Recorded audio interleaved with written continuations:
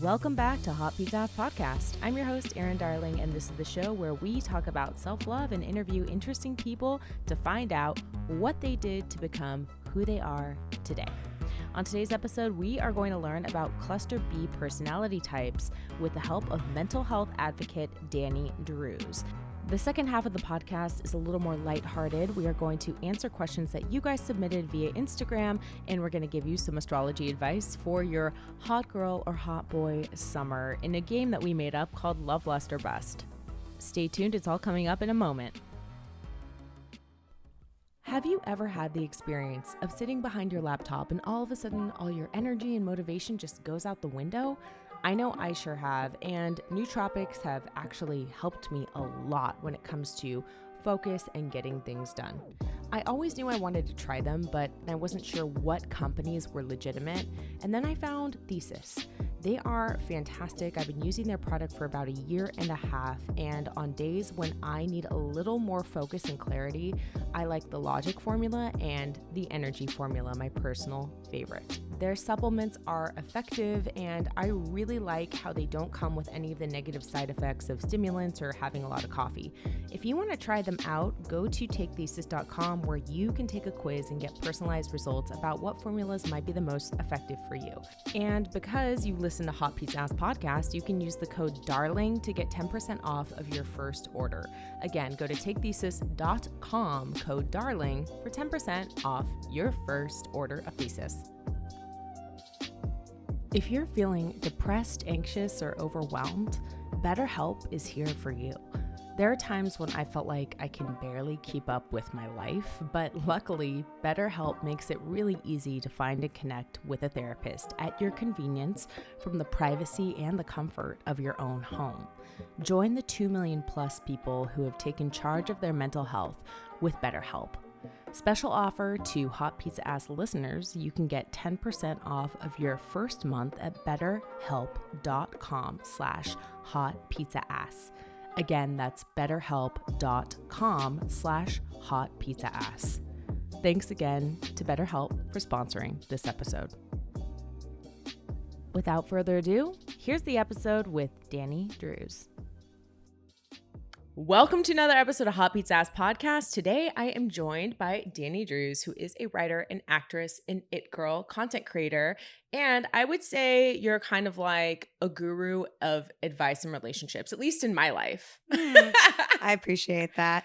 I would say that I like to say to my friends, I can solve any problem in 20 minutes. So whether it's relationships or, and if I can't, then, Then it's a really bad problem. Or someone else can. But you're also a mental health expert and advocate specializing in cluster B personality types, which I had no idea what that was. That's so specific. Can you tell us about that a little bit? Sure. Yeah. So cluster B is actually a handful of mental health conditions: borderline personality, bipolar, narcissistic personality disorder, antisocial, also known as sociopathy. Now has been added to the group histrionic. If you guys saw the Amber Heard Johnny Depp trials, that is what she's being defined as. Is that a new term? It's a new diagnosis. Yeah.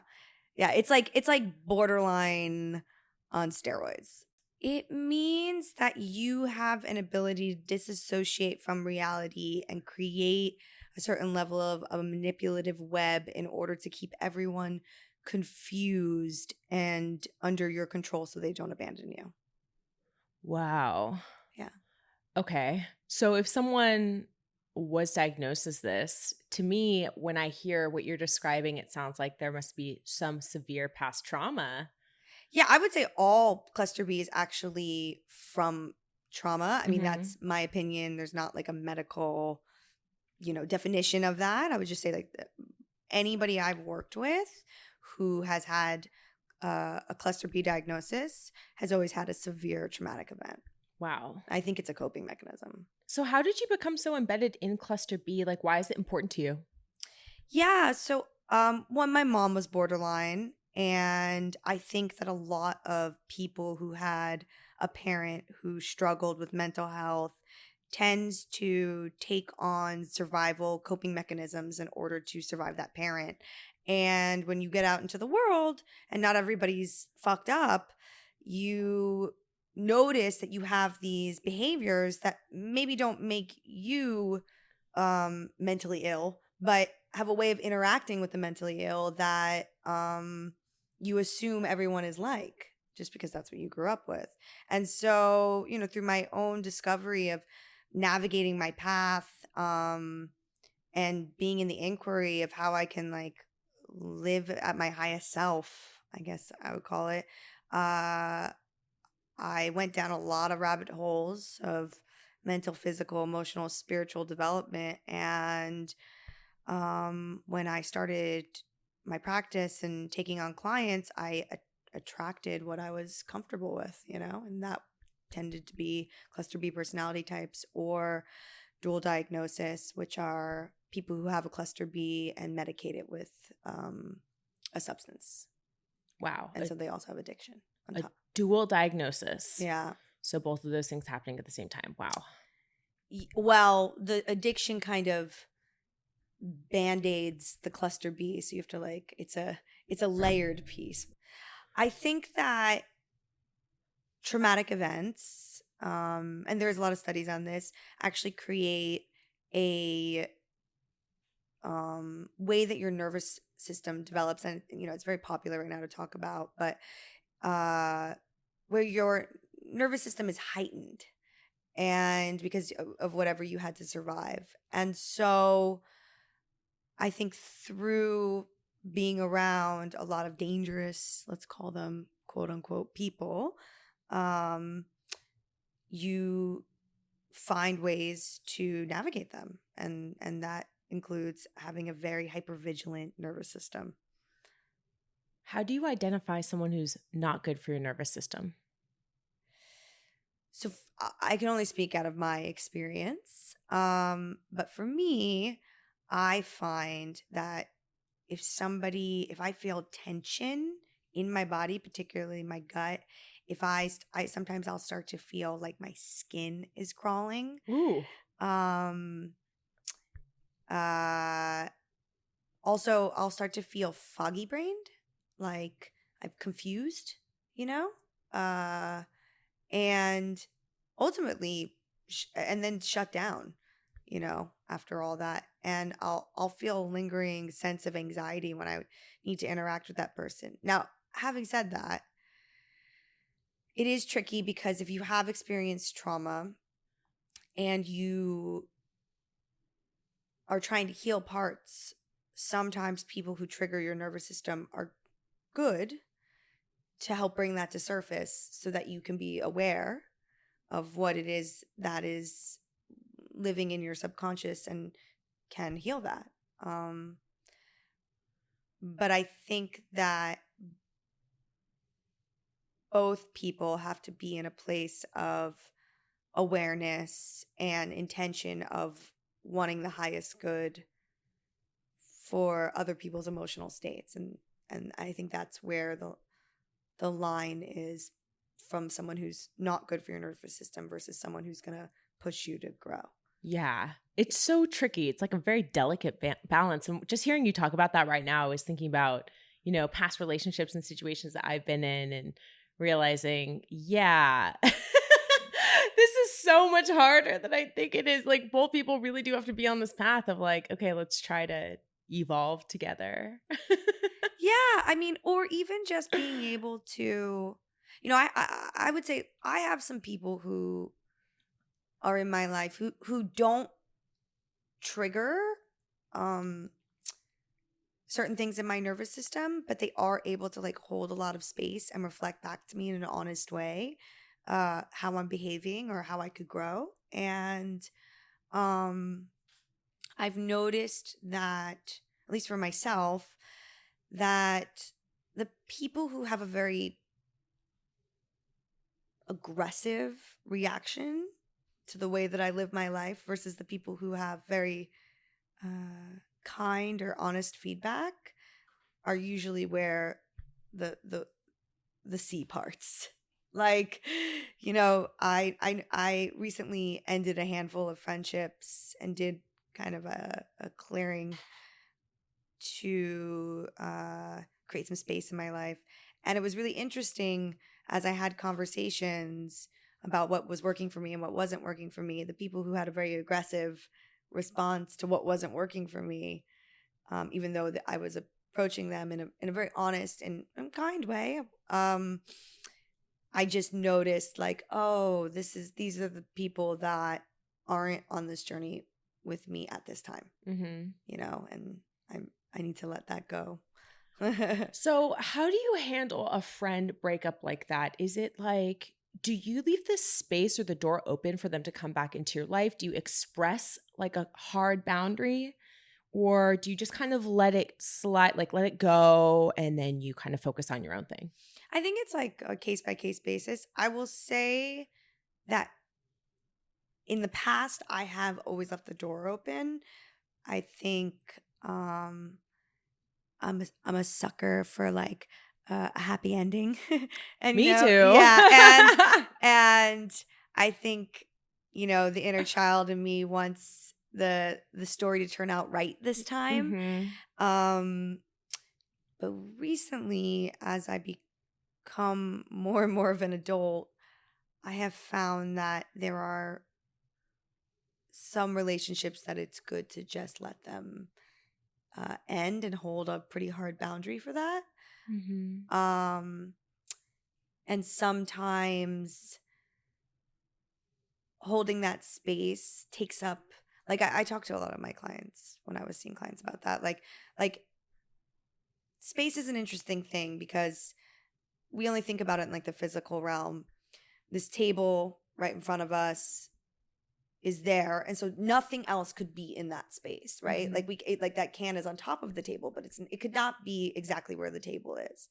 And so mental, emotional, even spiritual areas in your life, like there is a finite amount of space that can be taken up, and if we don't move it out of the way, nothing else can come through. And Ooh. so while I think in my past I've there's this saying like, I hold on to things. Anything I've let go of has claw marks in it, Oh, And it's I yeah. hold on to things in that way. And I think as I continue to develop as a person, I've gotten better at having a looser a looser I hold know. on the things I that just I had guess. such an emotional reaction to that. There's things I need to let go of too. So, Yeah, it's a rough process. yeah. It's the self-development is not for the weak or weary. I know, and it's constant. It like never ends. You know, Or does it? it's not like it ends, but I will say that as time goes on, the space of, at least in my experience, the space of happiness is longer.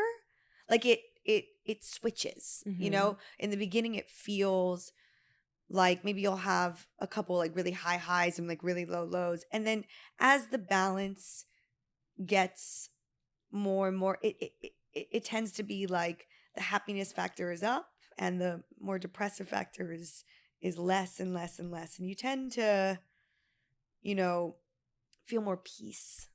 And I think that's really the key. I've just been reading this book, The Way of the Integrity by Martha Beck, who I guess is like known as Oprah's life coach, or I know she did some work with Oprah, but and she was talking about how like once you get through all of your, what some people call like shadow or unconscious belief systems, that you break through to the other side where you are enveloped in this light. Mm-hmm. And I've definitely had a myriad of experiences that every time I break through something, that there's a sense of peace that carries me to the next chapter. Yeah. So I wouldn't say it's constant per se. I would say like any work, it yields the result that it yields. Yeah. Do you do you believe in like the dark night of the soul? Like, do you believe in that kind of the calm before like the breakthrough storm? Do you Yeah. notice that pattern? Yeah. So that's real. I mean, I'm not here to define real. But Best quote ever. We're not here to define real, people. Yeah. But I would say, like with like any detox, like if you do a physical detox, like when juice cleanses were super popular, I don't know if they are anymore, but you know, anything that you detox in the body, you will feel at its worst point. It's why you feel like shit when you start a detox. Mhm. So that applies to all levels of life. So if you're going to address something deep, just know that the psyche and the body and the emotional body and the spiritual body has to feel the pain at the worst point before it has a breakthrough. Otherwise, you didn't get to it. Mm-hmm. Yeah, I haven't done a juice cleanse, but I have stopped drinking coffee for. Yeah, I'm on that tip right now. Oh my God, the first 3 days. Oh my God. I thought I was just hormonal, but I like literally had like 6 meltdowns via text. I'm like, I was like, what is my problem? And then I just remembered like, oh yeah, I stopped drinking coffee. Yeah, constant headache and brain fog for like 3 days straight. Yeah. Like, what? Like tons of anxiety and resistance. Crazy. Yeah. But now we're going to take a hard left and talk about something else. But I want to talk to you about, you have like such an it girl energy. Do you know that about yourself? No, I mean, you have to know. Really? You're kind of like, I feel like you're kind of very intriguing and you're very good at doing this on Instagram.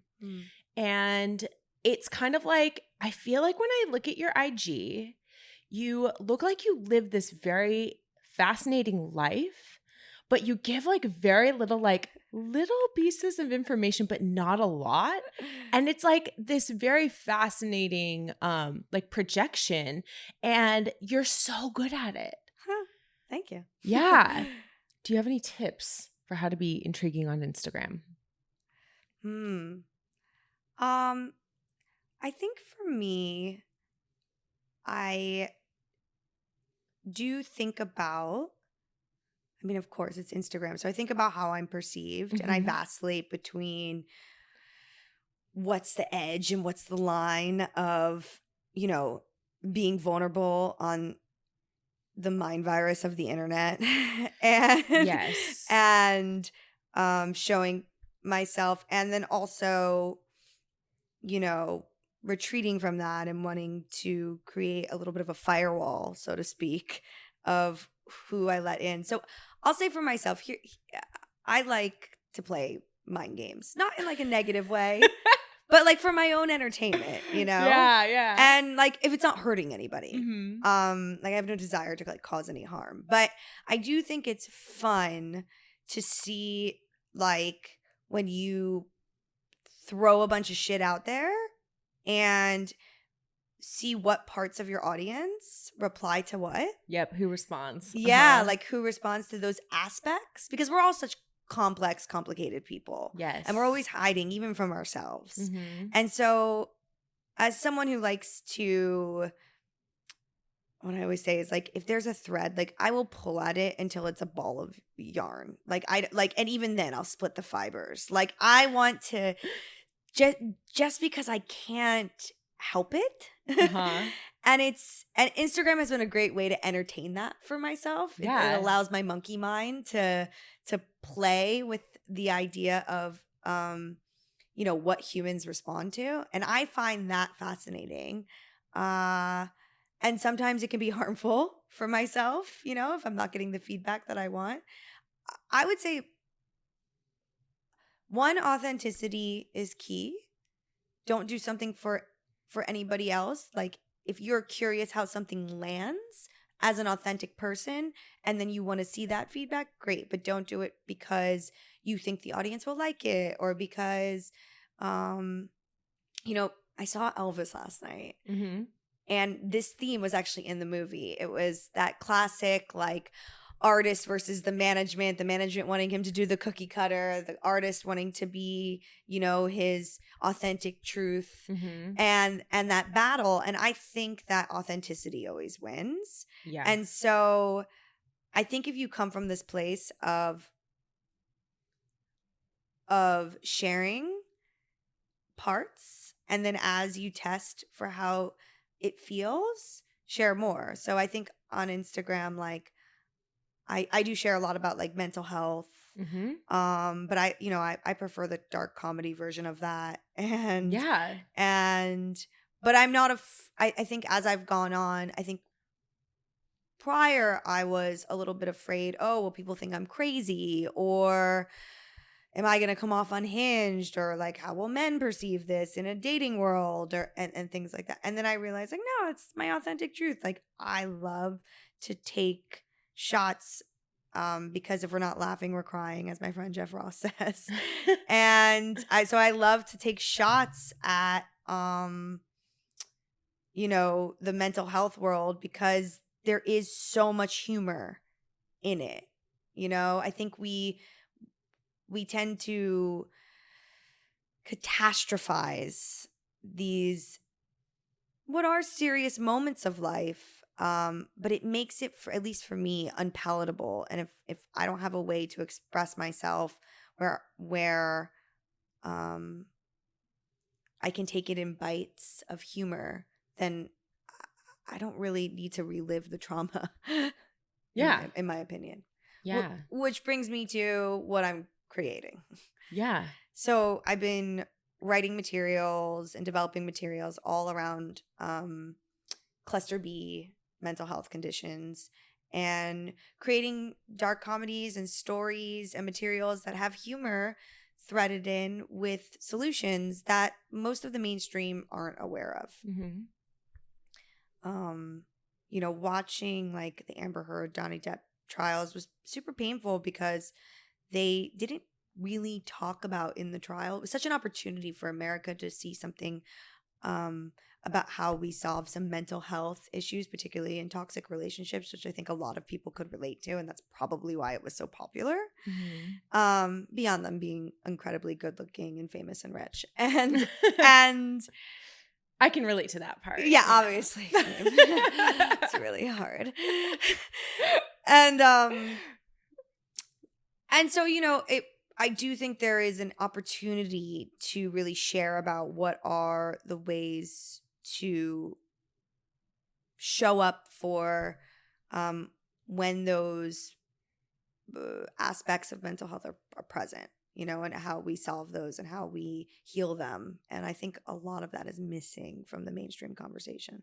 You're so right, because looking at that trial, I kind of stayed out of it because I also found it to be pretty upsetting, but I couldn't put my finger on why. I felt like, because I spent a lot of time on TikTok and, I've built a business and a brand there, I saw everyone breaking this down and like dragging her so hard on social media. And in my gut, I felt like this is harmful on some level. I can't really put my finger on why this is like really disturbing me, but something about just seeing her get dragged, I felt was not right.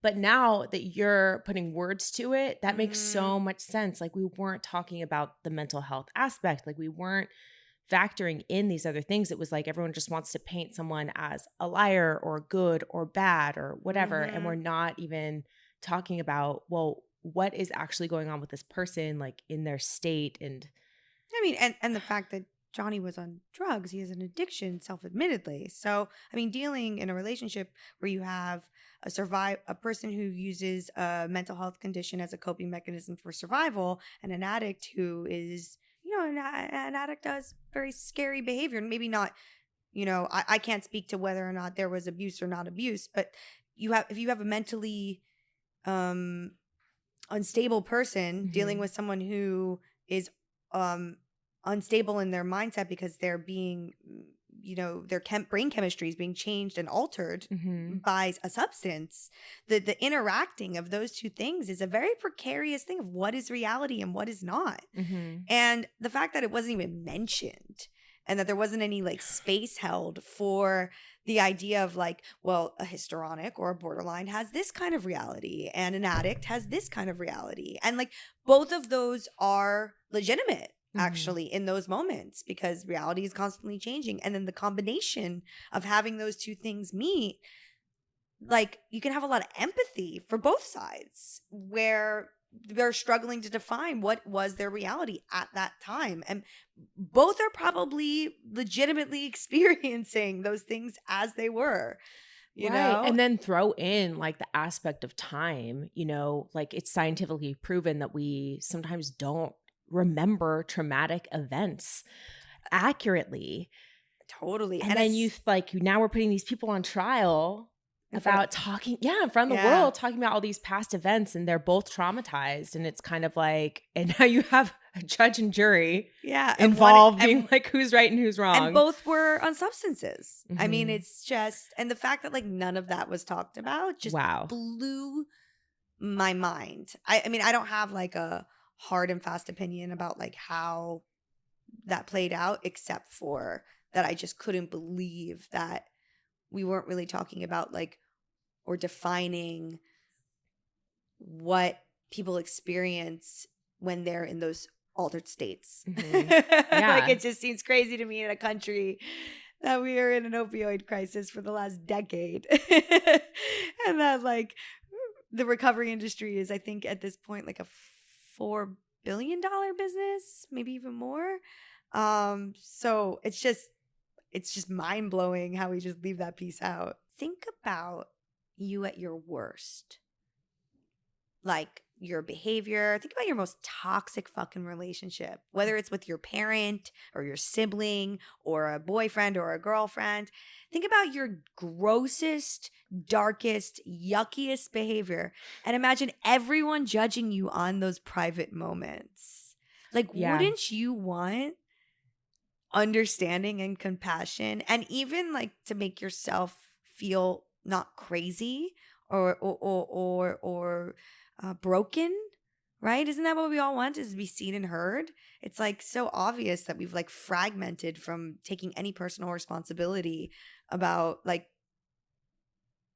we're all human and there's different layers of where we all relate to. And I would say in this country in particular, mental health is one of them across the board. I very rarely meet a person today who has not been impacted by an addict, a mental health person, eating disorder, gambling, a spending, drug addiction. I mean, it's just, it's actually rare now. You're the minority if you haven't had that in your life. This is something I learned from a long time of coaching and becoming an expert on mental health, is one of the ways that I really could help the sickest people that were in the worst, I'm talking psychosis, had split, were in their worst triggers possible, is that you just have to get inside their world. What are they experiencing? And then, you make agreements with what their rules of engagement are. And so, if someone's having what we would say in society, a psychotic episode, right? They're having a split from reality because they can't handle reality in that moment. So what is their reality? Just for a moment, allow them to be seen and heard. I have seen so many people who are in the middle of an episode who just wants to be seen and heard, where I just come in and agree with them about what is going on, and it actually brings them down. And they're able to take their medication, or they're able to have a conversation with you, or they're able to articulate what is happening for them because they're not surviving it, because they're not being attacked for it. I mean, I think that could be said on, that's an extreme version, but that could be said on a micro or a macro level. Like, how do we show up for this issue? Not continually make it about the person. It's so much bigger than that. Yeah. I agree with you. I think it is so much bigger than that. Yeah. And maybe that's why you're bridging the gap over here. So what's the name of the foundation that you're starting? Hope Sick Foundation, where we're going to be creating materials that will promote the spreading of the knowledge and the solutions around cluster B personality types, especially in LGBTQ communities. Amazing. Cannot wait to see that. When does it launch? We're still probably within the next 6 months. Okay. Yeah. All right. Well, I guess like you heard it here first. All right. So we have some user submitted questions. And by user, I mean Instagram submitted questions. Cute. That I think we should discuss. The one that I thought was the most fascinating was, in the era of consent, how do you feel about someone going in for the kiss opposed to asking? That was kind of tricky, right? Yeah. I've been having this conversation a lot with men. Okay. And particularly men in the industry. And here's the thing. There are ways that both men and women are communicating that both sides are missing, right?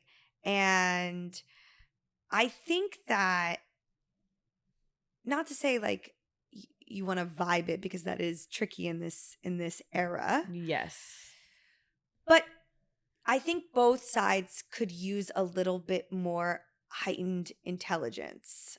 So, and you get intelligence by educating yourself, right? And so I think that I'm wary to say this because I've had a lot of different pushback on it, but like the Aziz Ansari, are you familiar with the story? I don't remember it that well. I don't remember the context. I actually think it's like the best example of like, and whatever, I won't get into it because I've had a lot of pushback from all different sides, but it's the best example of like missing the cues, right? Like, I think that I would recommend whatever person you're trying to kiss, that you educate yourself more on their biology, their emotional state, where they're at. So like, if I'm on a date and I'm talking to a guy and he's talking about his last breakup and how horrible it was and how upset he still is about it, and like, these are key things. Like, I don't want to be like energetically entangled with somebody like that. Yes. It doesn't bring out my best. Yeah. And so I'm probably not going to give cues to kiss me when you're talking about like the last person that you were energetically entangled with, that it didn't, that you're still hurting about it. You know, I think if like a date's going really well, I think we all know when a date is going really well. And like, I also think that women have a personal responsibility to set boundaries, you know, and voice them. And so I think a guy should always be able to go in for the kiss, or a girl should always be able to go in for the kiss. And that the person on the other end should always be like, yeah, I'm not vibing. Sorry. Yes or no. like, and I don't think you need to ask. I think you can just, you know, I think by being on a date, you've given permission that there's a potential for a romantic involvement, that you've agreed to go on a potential romantic involvement, and that if that person tries to kiss you, you should be able to have enough autonomy to set the boundary for no. And that if you don't want to be in that position, you should not be on a date. Yeah, you know what? I have a really good example of this. For example, I a couple months ago, I was on a date with someone who was a friend of mine for a very long time. And he took me to this really nice place in Beverly Hills, like clearly not a place that you would take a friend if you were catching up. But it was kind of nebulous about what the circumstances were. It was like we wanted to get to know each other better. We had been flirting. So he takes me to this really nice place. He keeps calling me dude and bro all night. And I'm like, what is going on here? He's like, yeah, dude. And I'm like, okay. Did you call him out? No, I didn't. I kind of sat back and I was like, okay, I have a feeling that he's just, maybe this is a friend thing. I'm not sure. It's a really nice, extremely generous friend thing, but I don't know. Ultimately, I don't know this person in that capacity. It's not like we're hanging out, going to dinner all the time. Fair. So he drives me back to my place and he's about to drop me off across the street. And I was like, you're not going to walk me to my door? And he's like, oh, okay. And then he walks me to my door and he apologizes. He like knew something was weird. And he was like, listen, this has been kind of hard for me because I've seen you as a friend for so long and I don't know if we're going to go back to being friends tomorrow. So I don't know if I should act like romantically toward you, if I should try. And I just said, I think that's a you problem. And then I give him a hug. He gives me like a kiss on the cheek, or maybe it was like a kiss on the lips. It was very benign. Yeah. I go inside, and of course the next day he calls me and he's like, okay, let's go to dinner again. So we go. And I think just having that little interaction where I was like, I think this is like kind of your deal, that you need to figure out like how you see me and what you want, because I am open to this experience. And I kind of want to see where it goes, but I didn't want to get too much into it because I felt like what he was saying was right. That's a good point. You know, it's like, well, we have been friends for a long time and this could not work out and it could be awkward. But we're not going to know unless we try. Well, wait, I just want to give you props on like, I think a lot of women in like a hetero situation feel the need to fill in the blanks when a guy shows that he's maybe a little unsure or confused, right? Like they'll like, you know, if they have an opinion on that, well, no, we should do this, or like, you know, or like whatever way that they communicate that. And I think like good for you for just like staying in your feminine, allowing him to figure his shit out, being autonomous and having enough self-worth, because it gives space for him to figure it out. And he was the one who, it seems like, initiated that, so he can figure out what he wants to do with that, and that's really not your problem. Yeah, and the next time we did hang out, it was a completely different vibe. He stopped calling me dude. Ugh, thank God. We were able to like kind of cuddle a little bit. Cute. Held hands when we were waiting for the valet at dinner. Like he put his arms around me. We made out, and it was just like, it was really nice, and like we continued dating. So it ended up blossoming in a way where it's like it possibly could not have if he was just gonna like wait for me to make the move, or like you said, like wait for me to be explicitly clear about like everything that was going on. Yeah, there's a dance. There's a to dance. romance. And I want to be pursued. Yeah. Right. And everybody gets to like define their roles in that. I mean, really it's a masculine versus feminine energy, and anybody can take on either. That's what's really cool about humanity. What I think a lot of people are confused about now is that we have this, and I'll call it the neo-feminist movement. We have this movement where women have been told that by acting like men, somehow we're more empowered. And I don't think that we are.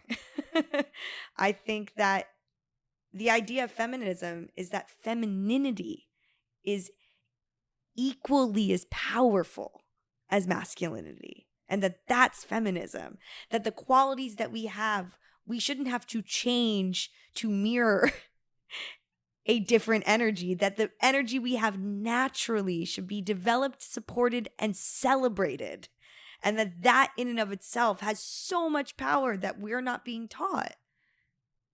I love that idea of it, because I feel like a lot of feminine energy has to do with, you know, receiving and being soft and kind of going with the flow a little bit more, but society doesn't tend to necessarily celebrate that. And it's reflected in the way that we treat women, the way that we don't support mothers, the way that, you know, even childcare is not subsidized. Like, all of these things are looked down upon if you're not super, you know, successful and making all this money, or, you know, hustling and grinding it out. There are all these ideas of what makes someone successful and what gives worth. And I don't think that we should look down upon anyone that has a way of creating worth by, you know, being feminine in their energetic way. I mean, also, it's a money grab from the government. Yeah, I guess it's capitalism. Well, think about it. If you get women working and doing all that stuff, then we get to pay more taxes to the government. We're getting so deep. Yeah, sorry. No, it's good. I was about to say we're about to go to like a really like not deep question, but how often should guys get pedicures? Should we be looking for specific procedures? I mean, yeah, I think guys should get pedicures like once every 2 weeks minimum. Yeah. Yeah, I do not want some like nasty fucking hands up in my hoo-ha. Hands? Oh, you mean manicures? Oh, manicures and Yeah. pedicures. Guys should have their hands and feet always clean, well manicured. I don't want to cuddle. I don't want to do the foot touch at night if it's all fucking, you know. I agree with you there. The Yeah. foot touch at night, sometimes with like really gross feet, is like it's really not a vibe. awful. It's not a vibe. I mean, look, I don't need you to be like soft like a girl, but like I need you to definitely clean it up, clean that shit up. And there's a lot of ways to do this at home too. There's a lot it's of really easy. Great at home foot care products. 100%. And you know what? Pedicures are pretty cheap. They're pretty cheap and they're nice. They're relaxing. But you should also get the manicure. Okay. Yeah, I think I think that's even more important because your hands are everywhere. Your hands are everywhere. That's true. Yeah. Yeah. Yeah. Mani and the pedi. Yeah. And you know what? Get massages too. 100%. So that you're 100%. relaxed and in your body. Yes. There's no better man than a man that's in his fucking body.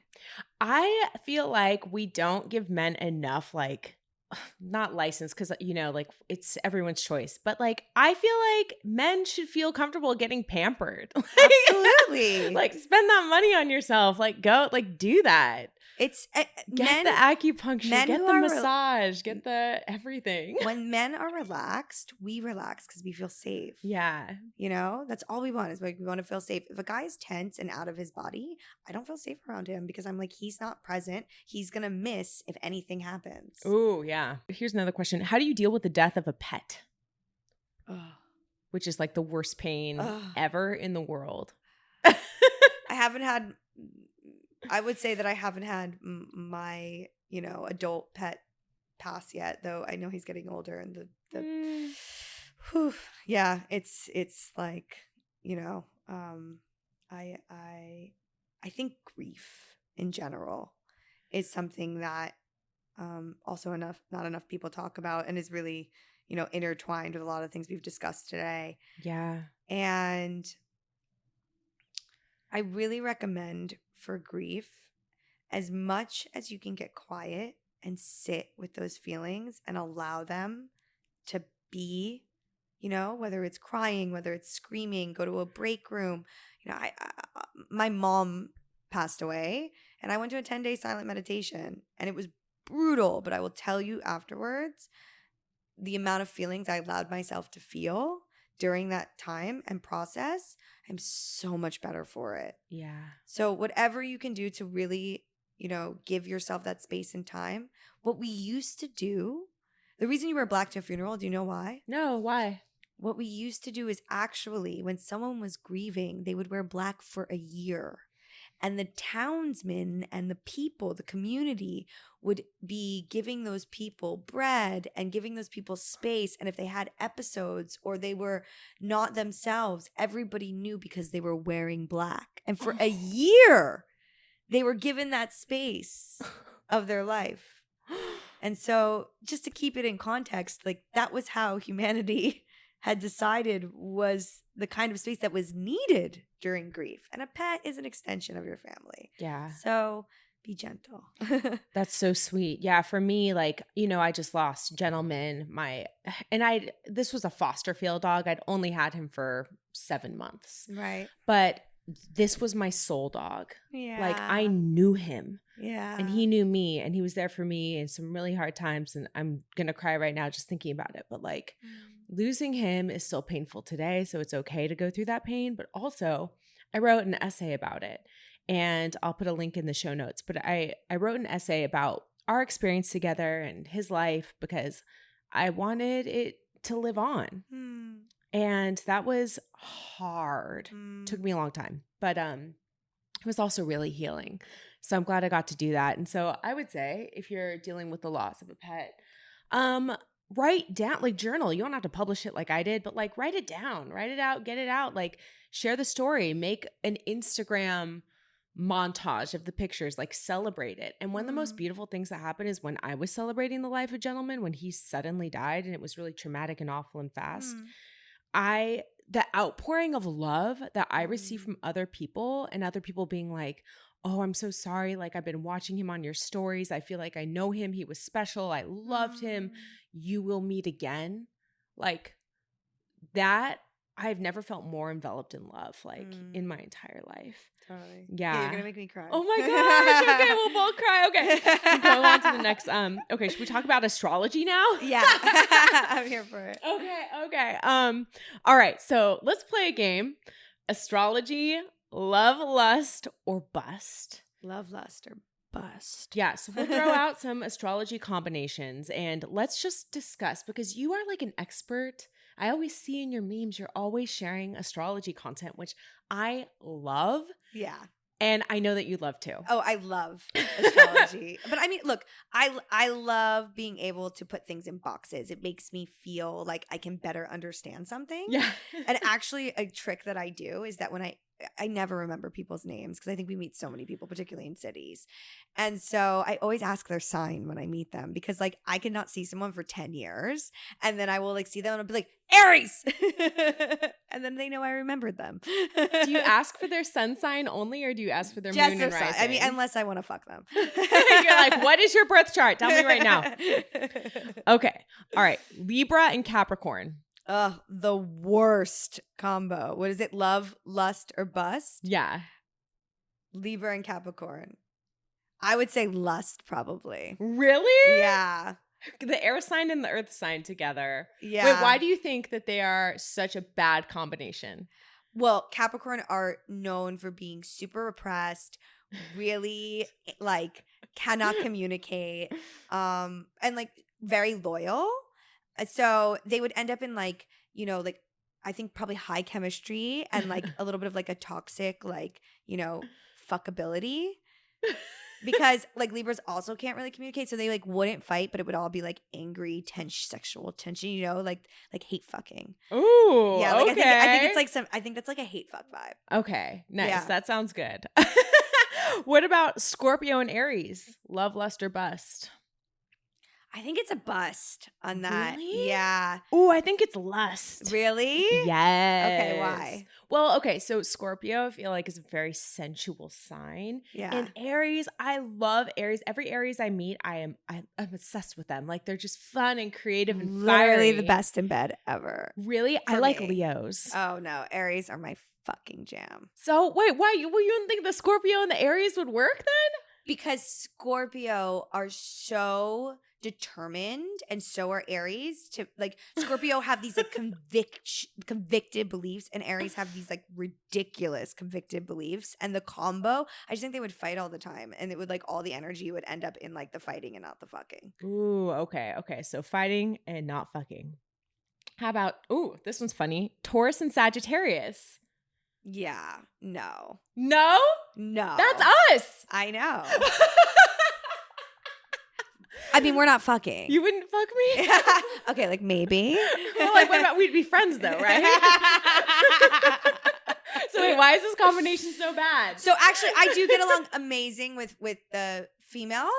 I would say personally the males, like, because the guys are so arrogant. Ooh, Because they're like the archer, right? They like Yeah. they're like eye on the prize, and then they want the prize. And Taurus, we're very like methodical and luxurious. Oh yeah, no.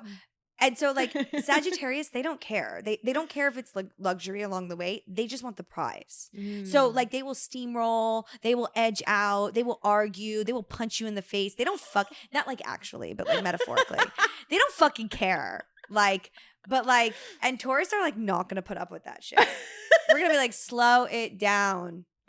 You do not need to get the prize. So a total bust? I think a total bust. Oh, damn. Okay. All right. But if they could make it happen, maybe like if they were able to overcome their obstacles, probably the deepest love ever. You know? Yeah. My grandma's a Taurus. I also wouldn't fuck her, but But is she alive? No. Yeah. That's an extra.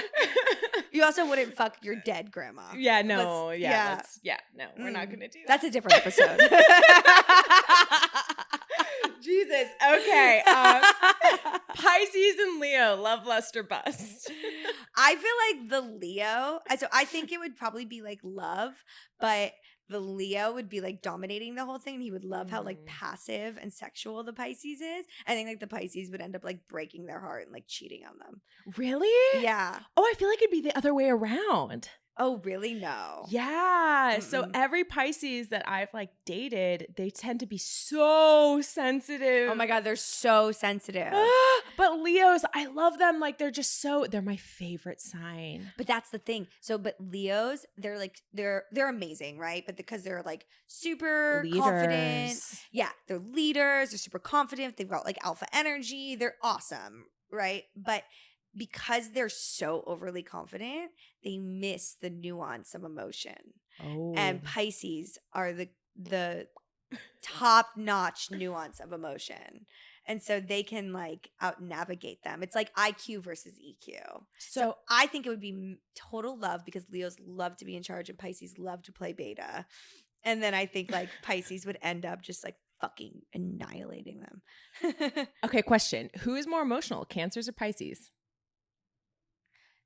Different. Okay. Cancers are so moody. I mean, Pisces are moody, but like no, Cancers are, how do I want to put this?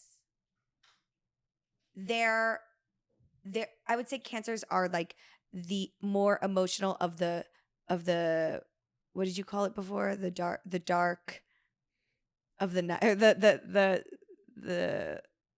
The dark night of the soul? The dark night of the soul. Oh, okay. Thank you. Sorry. Cancers are like the dark night of the soul. They are the most emotional of the like that dark, crabby, reactive. They're the most emotional in that way. So like would you say Cancers are more emo and Pisces are more sensitive? Yes. Okay. Absolutely. And then Scorpios are just like vindictive. Yeah, and bitter. No, I wouldn't say bitter. I'd say they get off on being vindictive. It like feeds them. It's like emotional food. All right. So how about Aquarius and Cancer? Love, lust, or bust?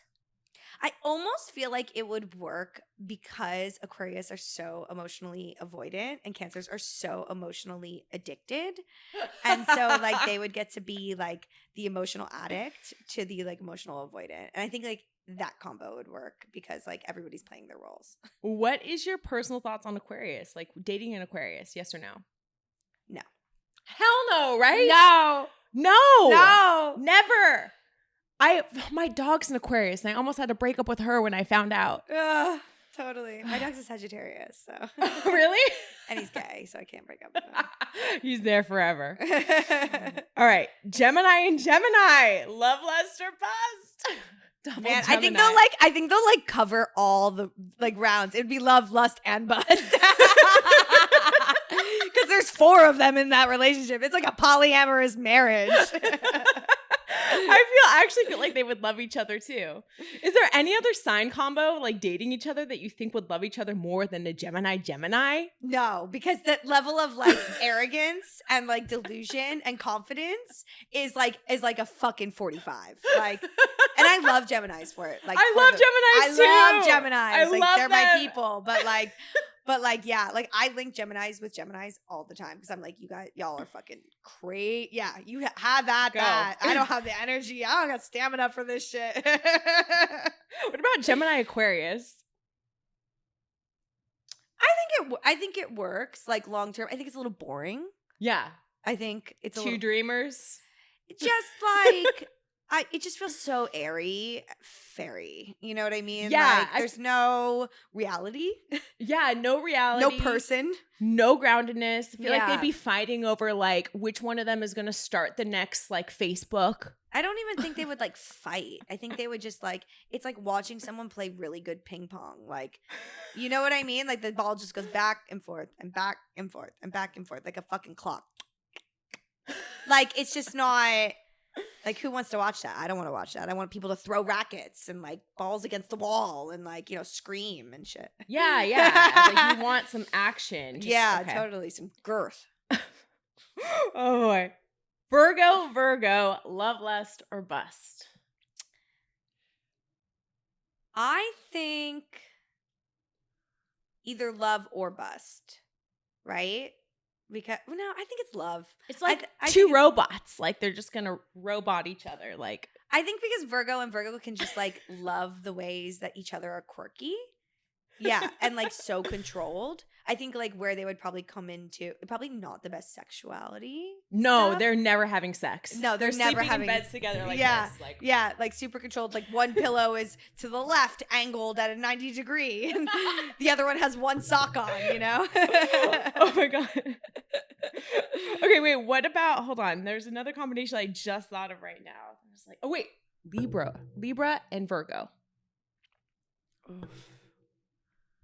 I fucking hate Libras for romantic. My last boyfriend was a Libra, and like, it was actually a nightmare because Libras are so tricky because they'll like draw you in and bait and switch you. Ooh. So I think like the Libra would have the upper hand in that Libra Virgo mix. I feel like Libras would like look at all because they're so fucking manipulative. They would look at all the like Virgo idiosyncrasies and like quirks, and then they would like play in like oh yeah, no, I like one sock too. Oh yeah, no, I love strawberry probiotic smoothies too. Oh yeah, and then all of a sudden they're like, I hate all that stuff. I'm gonna use this to control you. They're like the ultimate puppeteers. Ooh. Yeah. Oh damn. Okay, I Libras gotta are watch evil. out. Gotta watch out for Libras. Okay, I don't know why I think this is so funny, but what about Capricorn Virgo? Love, lust, or bust? I think they would actually have probably like really good sex because there'd just be like nothing else to talk about. They couldn't talk. Like it would just be like the Capricorn, but like here's the schedule for the day, and they would like plan. The Capricorn's so people pleasing, they would plan it exactly how the Virgo liked it, and the Virgo would be like, "Oh my god, you know me so well," and then they would just like go about their day. Yeah, I feel like Capricorn Virgo relationship, like their sex would like be in an Excel sheet.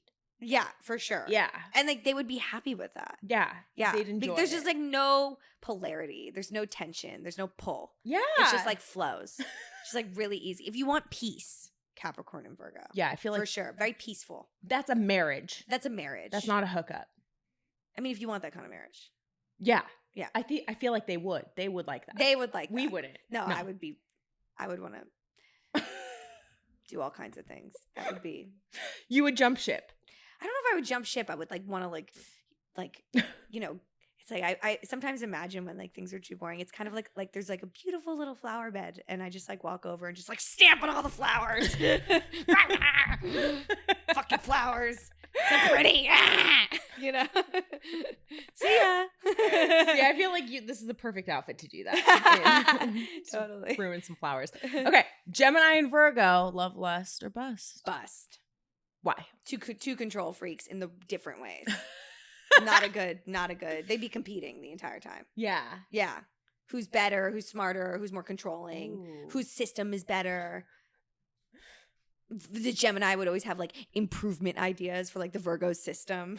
I feel like the Gemini would be like the social one in the relationship, and Oh, the yeah. Virgo would be like the introvert. yeah, the work for sure. addict. Yeah. And it'd be like, how do we spend time together? Like, are we ever gonna disagree? Right. or Well, then agree? the Gemini would come up with like a whole plan, and the Virgo would be like, "Oh, we can't do that way." Yeah. Yeah. The Gemini would like plan a day at like the amusement park, and then you end up at Dodger Stadium, and then you're getting ice cream downtown. And I feel like the Yeah. Virgo would get stressed out. So stressed out. Yeah. Yeah. Totally. But like, we can't do it that way. And then the Gemini would get butthurt because Yeah. their like ideas weren't appreciated. Okay. Yeah. Well, now that we figured out the whole zodiac, Obviously.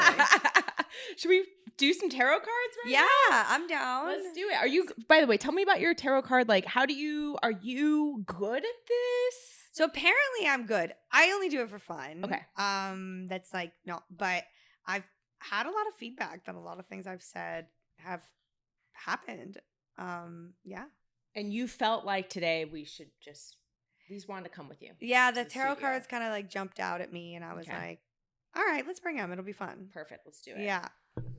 So, I mean, I use tarot cards for myself because I have a lot of anxiety when I'm like ruminating on a question, and they help me feel a sense of peace that I have some kind of answer, whether it's placebo, whether it's real. I don't really, like I said, I'm not here to define reality, but I am here to utilize different things to help me feel better in this life. Okay. And that's how I use tarot cards. So do we ask a question? Is it just like a pull for the day or like a pull for whoever's listening? I was to read your tarot cards. Let's do it. Okay. Yeah. Okay. Make it about me. That was my plan. Yeah. Fuck everybody else. Yeah, we don't need to. Well, we can do that after. Okay. But, all right. So do you have anything that you're wondering about? Can I ask bluntly, what is my next chapter going to be about? Okay, great. Yeah. Okay. That's I was trying to figure out. Yeah. All right. Okay. This is such a good spread. It is? Yeah. Yes. Okay. Okay. So I made up this spread where you're supposed to basically do a 3-card spread where you do past, present, future. Okay. But because I'm extra neurotic, I pull what's called in a spread clarity cards on each. So it's layer 1, layer 2, layer 3. Okay. That's what I like to do because I like complexity, but it's not. If you go to a real tarot reader, they're not going to do it that way. This is because I use this for my anxiety. So you got 3 of Wands. 3 of Wands is all about looking for new opportunities. So it's saying that in your recent past, you've been looking for new opportunities. You've been doing that through spying, through collecting information. This is a internet spy card. Page of Swords. Page of Swords is all about collecting mental information, research, keeping an eye out, collecting information through communication. Yes. And also have been feeling a little bit impoverished. Impoverished? Yeah. So 10 of Cups reverse is feeling you're lacking the material, you're lacking, that kind of support in your life, and that the kind of material things that actually feed your emotional well-being. And so Cups are always emotional cards, and 10 of Cups is that material realm, and it's reversed, which means that you've been feeling you're not getting the things that you want. Okay. That feed you. So you're you've been on the lookout. You did get the Dick card. Ace of Wands. Oh, that's a dick. Looks like some dick is coming into your life. Oh, okay. You see it? Oh my god, it's a dick card. It looks like dick and wind. No, it's a peen. Yeah, but this a hand with some wind on it. See, I mean, you're kind of holding the dick with wind. Anyway, you're gonna get some penis. Okay. And it says that you're gonna feel really good about it. Okay. Actually. All your mental blocks around relationships or getting dick, gone. Okay. What card is that? That is, oh god, what is this again? 1, 2. I know them by picture. 3, 4, 5, 6, 7, 8. 8 of Swords, reverse. Now, if it were upside down, it would be oh, this is toxic dick. Bad dick. But now this is actually good dick. Good dick. Okay. Yeah. Good. Mm-hmm. This is the good dick card. And then you have 6 of Swords, which is a picture of a man, going over the river and with his baby mama and baby. And so that's what that is actually crossing the bridge. So what you're saying, that the dark night of the soul, this is you're going to get to the other side. Oh, with a baby? With a dick. Oh, okay. Because remember, it's a clarity card. So the actual thing that they're saying is look for more opportunities in dick. In dick. Okay. But if you do some clarity cards on it, it's because your emotional blocks will be removed and you're actually going to get to the other side. And so meeting somebody or meeting a man will help you get to the other side of this. Okay. And that you're going to be healed around this stuff mentally. Good. Yeah. And so it says that you're not going to have to work that hard. That stop working so hard. It says in your future spot, it's 1, 2, 3, 4, 5, 6, 7. So 7 of 7 of Wands reversed.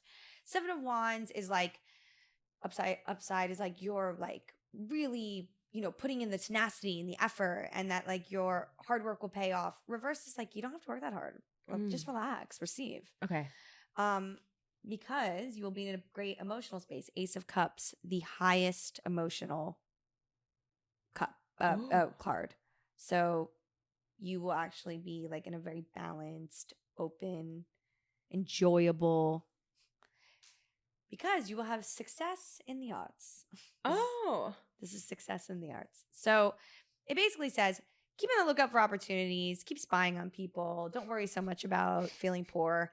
Go get some dick and, don't even worry about it because you're not going to be all fucked up in your head about it because it's like totally going to get you to the other side. So like good dick will get you to the other side. Just relax, have like really positive emotions, and you're going to be like famous.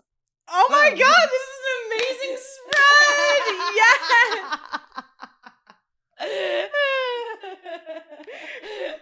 Don't worry about being poor. Get some dick and you're gonna be famous. Good. Wow. Could this have ended in any better way? Thank you so much, Dani, for joining the podcast. That made my day. And where can everyone follow you on your journey? And where should they be looking out for your next project? Great. So I'm at Dani Druz, DaniDruz. I will be posting links and putting in my bio the different things I'll be working on. Also, I've been posting some tips on mental health on at Game Your Brain on IG.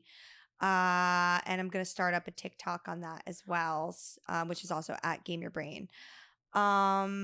And yeah, I think that probably covers it. And then there'll be, as more things pop up, they'll all kind of, my IG is my center. Yes. You guys should definitely follow her because like I said, she's very intriguing on the gram. You will get some inspiration and some really good memes. Really, really good memes, really dark mental health comedy. Sometimes my ass. Yeah. Great it girl content. All right. Thank you guys for tuning in to Hot Pizza Ass. I'm Erin Darling. Rate, subscribe, review. Love you so much. We'll see you next time.